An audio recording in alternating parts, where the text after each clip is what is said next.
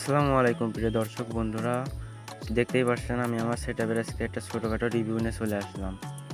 যদিও আমার camera quality খারাপ, তারপরেও যতটুকু পারবো দেখাবো। দেখেন আমার সে পুরাতন হোয়াইট মলের সেটআপে মাছের ওজন একটা চালের ব্যবস্থা করতেছি। আর দুই হাউজের মাছগুলাই মোটামুটি লোডেড এবং বাচ্চা দেওয়া অলরেডি শুরু করে দিয়েছে। এই দেখেন বাঁশ মাছ সব নিয়ে চলে আসছে, এগুলো দিয়ে খুব দ্রুতই ছাউনি দিব উপরে। আরে দেখেন যে এই পাশে যে হাউসগুলো বানিয়েছিলাম, আগে তো আপনাদেরকে ছবি দেখাইছি, সেই হাউসগুলোতে এখন মাছ সবগুলোই রয়েছে। এই দেখেন এর ভিতরে রয়েছে রেড মলি।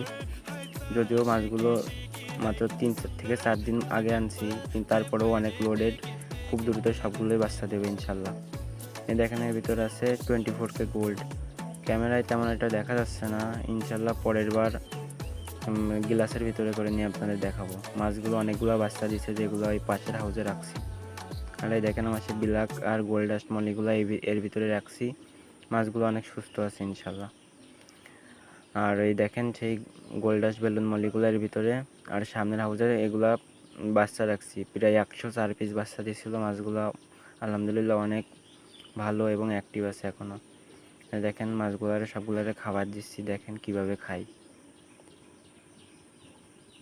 আর যারা অভিজ্ঞ ফার্মার আছেন, আমাদের বড় ভাই আছেন, সবাই আমাকে একটু পরামর্শ দিবেন যে আমার সেটআপটা কেমন হয়েছে। সবাই একটু পরামর্শ দিবেন যাতে করে আমি আরও সামনে আগাইতে পারি। আর যারা ইউটিউব থেকে ভিডিওটি দেখছেন, সবাই একটু সাবস্ক্রাইব করে দিন যাতে আমি আরও অনুপ্রাণিত হতে পারি। আসসালামু আলাইকুম প্রিয় দর্শক বন্ধুরা, দেখতেই পাচ্ছেন আমি আমার সেটআপের আজকে একটা ছোটোখাটো রিভিউ নিয়ে চলে আসলাম। যদিও আমার ক্যামেরা কোয়ালিটি খারাপ, তারপরেও যতটুকু পারবো দেখাবো। দেখেন আমার সে পুরাতন হোয়াইট মলের সেটআপে মাছের ওজন একটা চালের ব্যবস্থা করতেছি। আর দুই হাউজের মাছগুলাই মোটামুটি লোডেড এবং বাচ্চা দেওয়া অলরেডি শুরু করে দিয়েছে।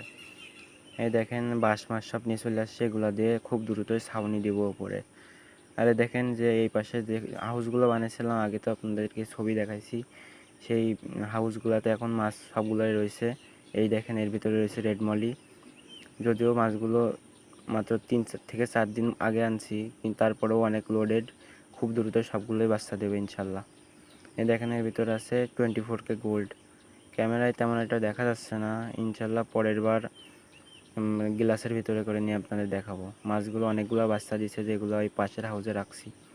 আর এই দেখেন আমার সে ব্ল্যাক আর গোল্ড ডাস্ট মলিগুলো এর ভিতরে রাখছি। মাছগুলো অনেক সুস্থ আছে ইনশাল্লাহ। আর এই দেখেন সেই গোল্ড ডাস্ট বেলুন মলিগুলোর ভিতরে, আর সামনের হাউসে এগুলা বাচ্চা রাখছি। প্রায় 104 পিস বাচ্চা দিয়েছিল মাছগুলো, আলহামদুলিল্লাহ অনেক ভালো এবং অ্যাক্টিভ আছে এখনও।